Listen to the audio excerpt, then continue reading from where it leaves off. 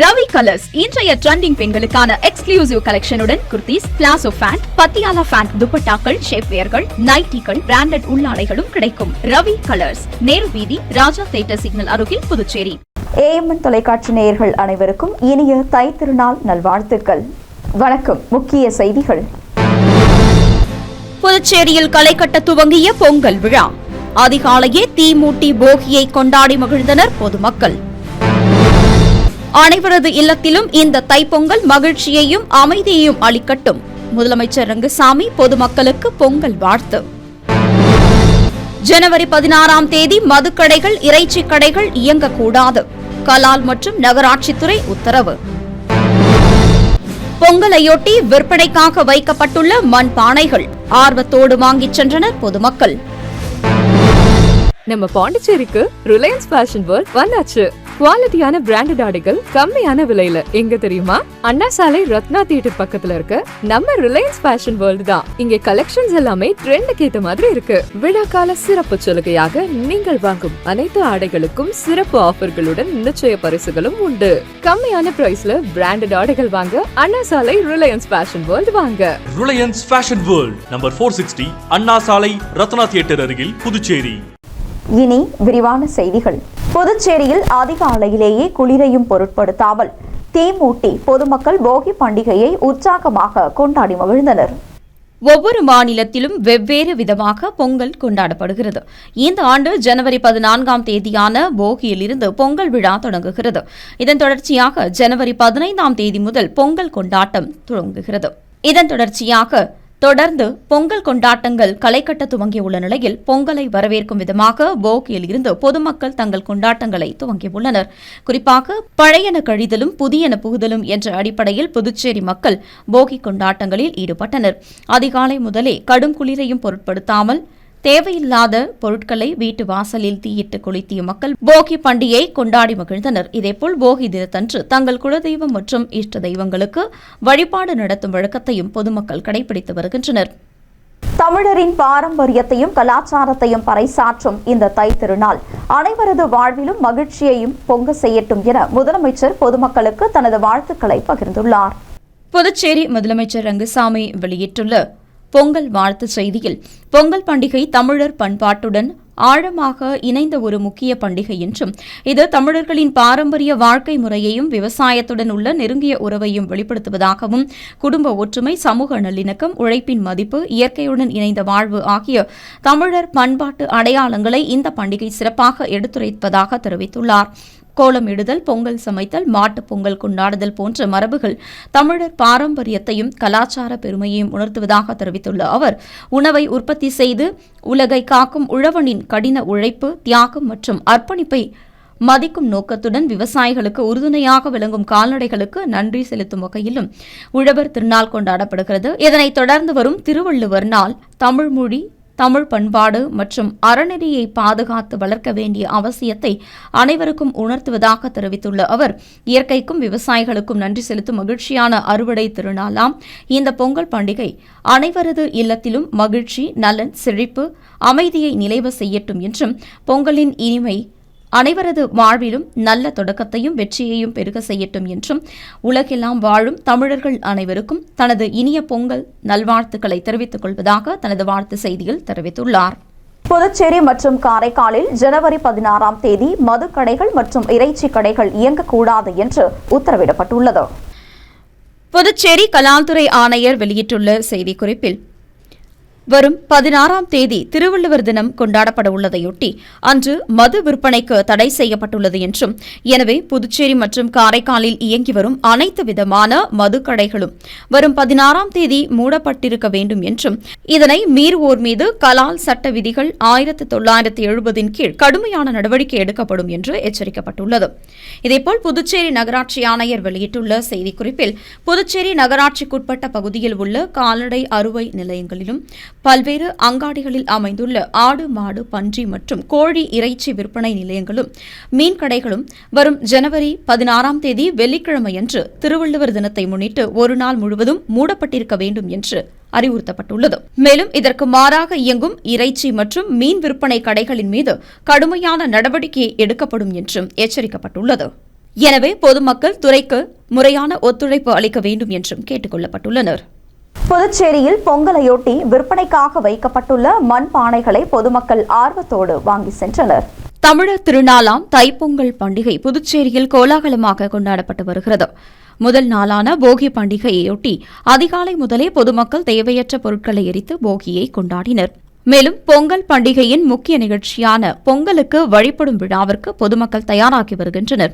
இந்நிலையில் பொங்கலுக்கு தேவையான மண்பானைகளை வாங்குவதில் பொதுமக்கள் ஆர்வம் காட்டி வருகின்றனர். இதனையொட்டி புதுச்சேரி கொசக்கடை வீதியில் விற்பனைக்காக வைக்கப்பட்டுள்ள மண்பானைகளை பொதுமக்கள் ஆர்வத்தோடு வாங்கி செல்கின்றனர்.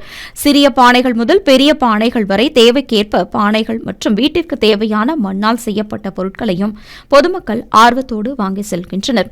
மேலும் வண்ணம் பூசிய பானைகள் உள்ளிட்ட விதவிதமான பானைகளையும் பொதுமக்கள் ஆர்வத்தோடு வாங்கி செல்கின்றனர். பொங்கல் பண்டிகை கொண்டாட்டத்தையொட்டி புத்தாடைகள் எடுப்பது, பொங்கலிட தேவையான கரும்பு, மஞ்சள், பூக்கள், காய்கறிகள் உள்ளிட்ட பொருட்களை வாங்குவதற்காக பொதுமக்கள் நகரப்பகுதியில் குவிந்து வருவதால் புதுச்சேரியின் நகரப்பகுதியில் போக்குவரத்து நெரிசல் அதிகமாக காணப்படுவது குறிப்பிடத்தக்கது. புதுச்சேரியில் போகி பண்டிகையை முன்னிட்டு விடுமுறை அளிக்கப்பட்டுள்ள நிலையில் வரும் 31ஆம் தேதி சனிக்கிழமை வேலை நாளாக செயல்படும் என்று அறிவிக்கப்பட்டுள்ளது. தமிழர் திருநாளாம் தைப்பொங்கல் பண்டிகையொட்டி போகி பண்டிகை கொண்டாடப்படுகிறது. அதனையொட்டி புதுச்சேரி, காரைக்கால் மற்றும் ஏனாம் பிராந்தியங்களில் உள்ள அனைத்து அரசு அலுவலகங்கள் மற்றும் நிறுவனங்களுக்கு 14ஆம் தேதி விடுமுறை அறிவிக்கப்பட்டுள்ளது. இந்த விடுமுறையை ஈடு செய்யும் பொருட்டு வரும் 31ஆம் தேதி சனிக்கிழமை அன்று வேலை நாட்களாக செயல்படும் என்றும் இதற்கான உத்தரவை துணைநிலை ஆளுநரின் பரிந்துரைப்படி அரசின் சார்பு செயலர் ஹிரண் பிறப்பித்துள்ளார். இதன் மூலம் பள்ளி, கல்லூரிகள் மற்றும் அரசு அலுவலகங்களுக்கு தொடர்ந்து 5 நாள் விடுமுறை அளிக்கப்பட்டுள்ளது என்பது குறிப்பிடத்தக்கது. புதுச்சேரி ராஜ்பவன் தொகுதி பாரதிய ஜனதா கட்சி சார்பில் மாநில தலைவர் ராமலிங்கம் தலைமையில் தைப்பொங்கல் விழா கொண்டாடப்பட்டது. புதுச்சேரி ராஜ்பவன் தொகுதிக்குட்பட்ட வைத்திக்குப்பம் பகுதியில் பாரதிய ஜனதா கட்சி சார்பில் பொங்கல் விழா வெகு விமரிசையாக கொண்டாடப்பட்டது. தமிழர்களின் பாரம்பரிய கலை நிகழ்ச்சிகள் மற்றும் உற்சாகமான வரவேற்புடன் நடைபெற்ற இந்த விழா அப்பகுதி மக்களிடையே பெரும் வரவேற்பை பெற்றது. பிரம்மாண்டமான வரவேற்பு விழாவில் சிறப்பு அழைப்பாளராக பாராளுமன்ற உறுப்பினர் புரந்தரேஸ்வரி கலந்து கொண்டார்.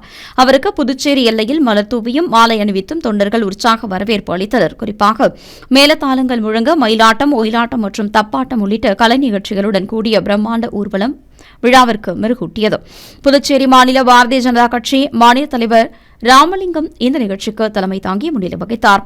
விழாவின் முக்கிய நிகழ்வாக நூற்றுக்கணக்கான பெண்கள் ஒரே இடத்தில் திரண்டு வரிசையாக பொங்கல் வைத்து சூரிய பகவானுக்கு தங்களது நன்றியை தெரிவித்தனர். நிகழ்ச்சியில் பேசிய பாராளுமன்ற உறுப்பினர் புரந்தேஸ்வரி, தமிழர்களின் கலாச்சாரத்தையும் விவசாயிகளின் உழைப்பையும் போற்றும் இந்த பொங்கல் பண்டிகை ஒற்றுமையை வளர்க்கும் ஒரு பாலமாக இருப்பதாக தெரிவித்தார். இந்த விழாவில் கட்சியின் முக்கிய நிர்வாகிகள், தொண்டர்கள் மற்றும் பொதுமக்கள் என ஏராளமானோர் கலந்து கொண்டு பொங்கல் வாழ்த்துக்களை பகிர்ந்து கொண்டனர். இந்த நிகழ்ச்சிக்கு பாரதிய ஜனதா கட்சி வல்லுநர் பிரிவின் மாநில அமைப்பாளர் நாகராஜன் முன்னிலை வகித்தார். இந்நிகழ்ச்சியில் சப்தகிரி குழும நிர்வாக இணை இயக்குநர் விஜயானந்த், பாரதிய ஜனதா கட்சி மாநில மகளிர் அணி தலைவர் தாமரை செல்வி, பாரதிய ஜனதா கட்சி செயற்குழு உறுப்பினர் அனந்த கண்ணன் உள்ளிட்ட ராஜ்பவன் தொகுதியைச் சேர்ந்த பாஜக நிர்வாகிகள் பலர் கலந்து கொண்டனர்.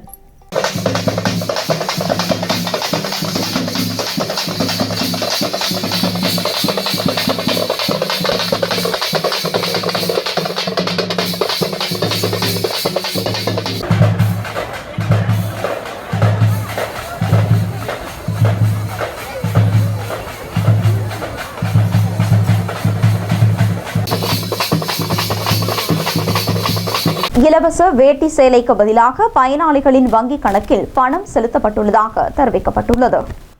புதுச்சேரி ஆதிதிராவிடர் நலத்துறை இயக்குநர் அர்ஜுன் ராமகிருஷ்ணன் வெளியிட்டுள்ள செய்திக்குறிப்பில், நலிவடைந்த ஆதிதிராவிடர் மற்றும் பழங்குடியின மக்களின் மேம்பாட்டிற்காக ஆதிதிராவிடர் நலத்துறை சார்பில் பல்வேறு நலத்திட்டங்களை செயல்படுத்தப்பட்டு வருவதாகவும், இதில் இலவச வேட்டி சேலைக்கு பதில் நிதியுதவி வழங்கும் திட்டத்தின் கீழ் 2026ஆம் ஆண்டின் பொங்கல் பண்டிகையை முன்னிட்டு 18 வயது பூர்த்தியடைந்த ஆதிதிராவிடர் மற்றும் பழங்குடியினர் அனைத்து குடும்ப உறுப்பினர்களுக்கும் தலா 1000 ரூபாய் வீதம் புதுச்சேரியில் 1,03,551 பயனாளிகள், காரைக்காலில் 25,372 பேர் மற்றும் ஏனாமில் 5,245 பயனாளிகள் நிதியுதவி பெற உள்ளனர்.